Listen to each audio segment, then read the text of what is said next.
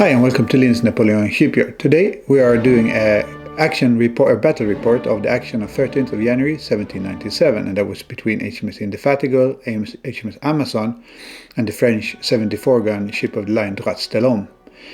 Historically quite windy and also fought at night, so we have special rules covering this. At some points the Droits might have been able to fire his lower gunport or its lower gunport, so we're having that in there. Also, the embayment that eventually happened in history is in the rules. If you want to try it out, you just download the document. I'm going to have it linked in the comments below here or in the description below. So you can just download, take a look for yourself if there's anything you would like to try. Two victory conditions need to be achieved for the British to achieve victory, and for the French just one. And there's some different things. I tried to base this a little bit on the history as well. So the combatants we have, and we're playing this using B2 quarters, I'm saying, so a little bit more in-depth detail. HMS Indefatigable was a cut-down Ardent class 64-gun ship of the line. And Resade, she had 24-pounders on her main gun deck and then 12-pounders above and a couple of 42-pounder carronades. She also had bow chasers, 12-pounder long guns. Then we have HMS Amazon, which was accompanying Indefatigable in this engagement. She was a 36-gun British fifth rate of the class named after Amazon class. She had 18-pounder long guns on her main deck and then 9-pounder long guns above that with a couple of 32-pounder carronades. 9-pounder long guns as bow chasers. So that was her main ornament. You can see it's quite detailed here, and we had the crew as close as we could get it. And this is the Droits, and that's a French ship of the line, a 74-gun. She was returning from a failed invasion of Northern Ireland, or of Ireland at this point, and packed full with soldiers. And we have one rule that we didn't end up using, where those soldiers would even get in the way. Of course, you could have a rule with the musket fire being very effective as well. I'm thinking to put that in there as well after the fact. She had 36-pounder long guns on her main deck, 18-pounder long guns above that, and then above that on the upper deck she had 8-pounder long guns. And she also had bow and stern chasers of the same caliber. So a heavy ornament, but remember, most of this battle she will not be able to open those lower gun ports. That's the whole reason why Indefatigable and Amazon decided to attack her. This is the setup position. How we set it up: wind from west-southwest and ships traveling east-northeast. And that's, I think I had that kind of historical. The differences in distance initially is we have measured, so you can just take a look there in the document if you want to set it up. Of course, you can just change it to how you like it yourself.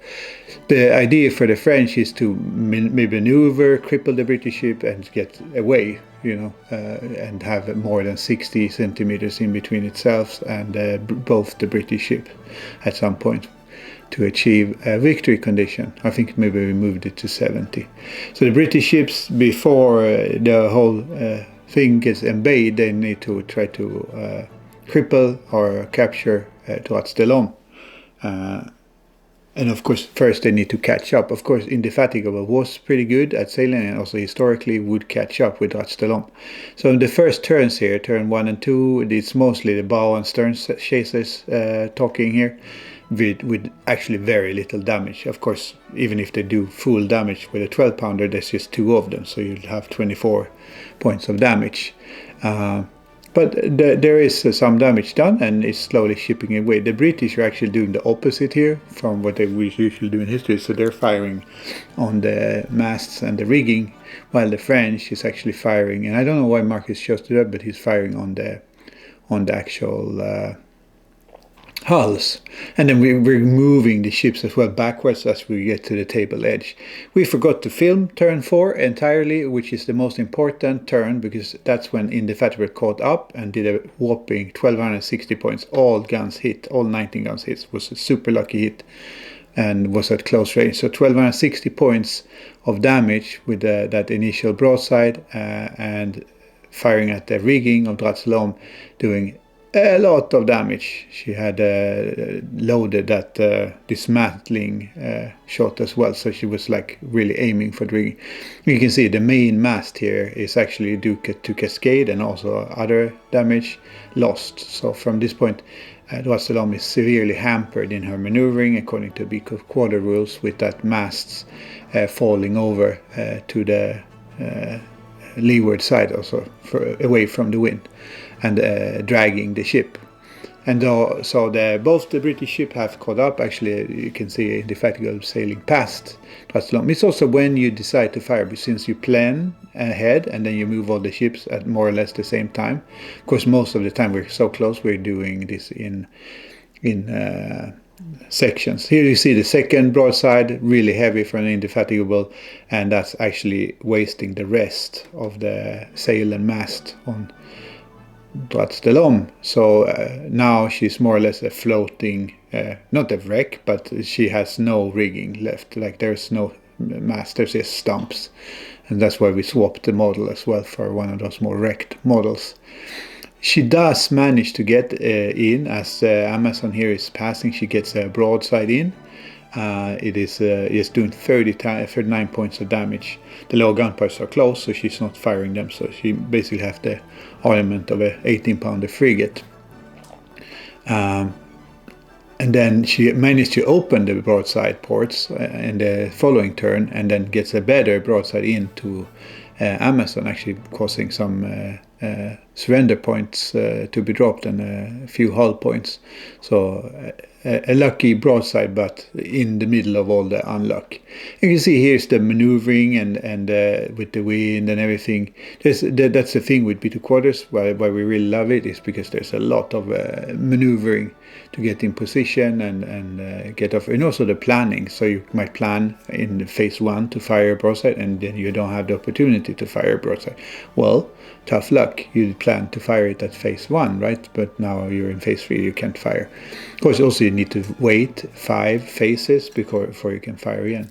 Here's Droits firing off one of his last broadsides, and then Indefatigable now firing at the hull, responding with a heavy 278 points of damage.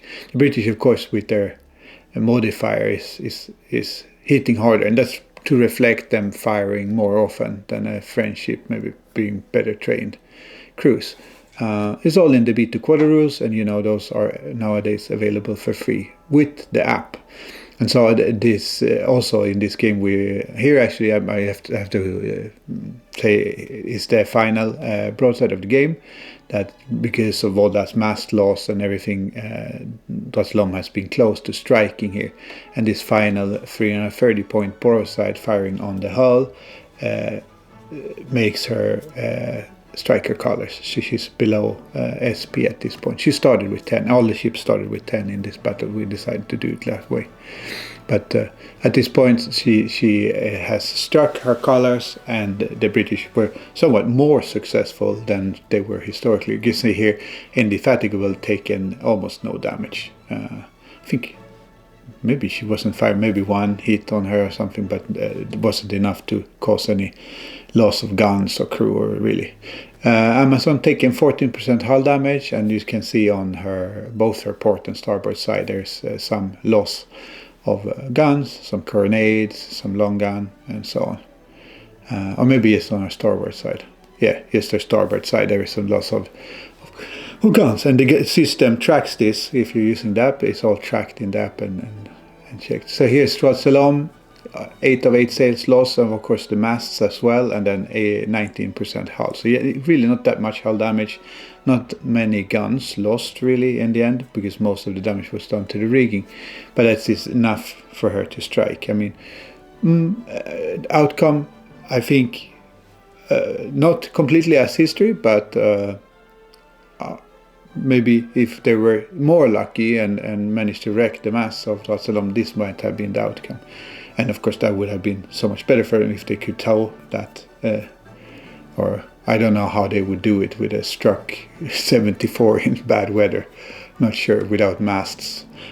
tough one to decide on, but that's where there we have it. That's the whole battle report. I tried to keep this very short, so around 10 minutes, a little bit more. And the footage here, it's filmed in the beginning of December when we played this, but I first decided not to use it because of that missing turn, and I didn't find the footage turned out all that nice anyway. We forgot a lot of gun smoke effects through the battle. As you can see, there was a lot of broadside being fired without us even using the gun smoke effect. I don't know where our brains was for this battle, and of course the filming of it. But now I decided that, of course, it's a battle report, and maybe I'll make it a short one, and maybe some of you guys will enjoy it. And of course, I also want to share the actual mission, so or the encounter. So in the description here, there's a link where you can see the special rules that we use for this combat that you can use or not use if you like. And there'll also be a download link where you can download the .json file that you can upload into your app with the ships already completed and fill in, so you can just go ahead and start playing. So that would be the Indefatigable, the Amazon, and the Droits with the, I hope, the correct stats. So you can just try it out for yourself and see if it plays different for you. It's all about decision. It's a tough situation for Droits, of course, and with the hard weather. If there wasn't hard weather, of course, you could try to play it like that as well as a possible. But then I think the even with Pellew and Indefatigable, the British frigates would have held their distance, to be honest. A 74 is a big ship, and 36 pounders are very big guns with a very long range. So that's it for this one. I hope you enjoyed it, even if it was somewhat short. It's a battle report, and it's played using B2 quarters. So I wish you following seas, and of course I'll see you for the next one. That will probably be the build that I'm working on right now with the Pomone and the Lively frigates, like a build log of that and tutorial kind of thing. We'll see, or maybe I'll manage to throw in another battle report before that time. I'm working on this. I hope you guys enjoy it. Give me ideas in the comments below, of course. Anything you come up with, like maybe a battle that you would like to see played in either Black Seas with our updated house rules. You know, that's out, the video with all those house rules with all the historical ships and the more of the gun decks that's been tested out, or being tested out right now, and seems to be working really well. So that's another way to play Black Seas if you were up for it. So take a look at that, or maybe take a look at the B2 quarters rules if you haven't tried it. Really great system that I helped Barry, the original author, to re-release as a free version for 2025 using his original ideas and recreating all the stuff necessary, and also doing that app for it, so you can get it playing a little faster if you would like, if you want to try it out. So it's all here on the channel, and yeah, I'll see you